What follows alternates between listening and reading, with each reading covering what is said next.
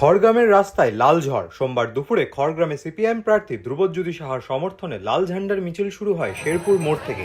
কখনো পায়ে হেঁটে, কখনো গাড়িতে চেপে মিছিলে অংশ নেন সিপিএম প্রার্থী। মিছিল ঘিরে ভোট প্রচারের শেষ বেলায় উচ্ছ্বসিত সিপিএম নেতাকর্মীরা।